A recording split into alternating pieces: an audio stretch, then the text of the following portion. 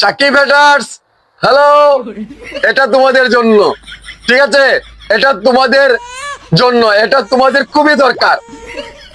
এই যে call record ফাঁস হয়েছে একটা, নোংরামি যারা চড়াচ্ছে তাদের জন্য এটা। সাকিব খান জাউরা, সাকিব খান কুত্তার বাচ্চা, এই ধরনের কথাবার্তা যে শালা বা শালি বলেছে তাদের জন্য এটা। অরিজিনালি ভাবে এটা তাদের গালে গালে এটা খুবই দরকার। এটা সাকিব খানকে অপমান যারা করবে তাদের জন্য এটা। কল রেকর্ড ফাঁস হয়েছে, কিন্তু তারা এখন দাবি করছে তারা এই কাজটি কখনো করে নাই। এটা কতটুকু যুক্তিসঙ্গত ভাই? ওদের জন্য সোশ্যাল মিডিয়াতে নোংরামি চড়াচ্ছে। বন্ধ করো এই নোংরা চিন্তা ভাবনা, বন্ধ করো সাকিব খানকে নিয়ে কথাবার্তা বলা।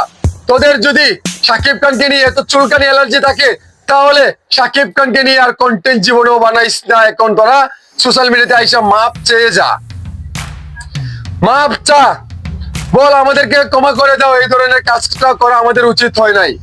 আর তোরা কত টাকার বিনিময়ে সাকিব খানের পিছনে লাগছো সেটাও বলে যাও, খুলাসা করে কথা বলো। আরে বেটাইন, তোদের তো, আরে কি বলবো মূর্খর বাচ্চা, সাকিব খানকে এইভাবে অপমান করে গালাগালি করলি রে তুই রে। এই তোরে তো অনেক সম্মান দিতাম রে, তোরে অনেক সম্মান দিতাম, কিন্তু সেই সম্মানটা তোরে কি বলবো, যদি পাইতাম না এখন মাদার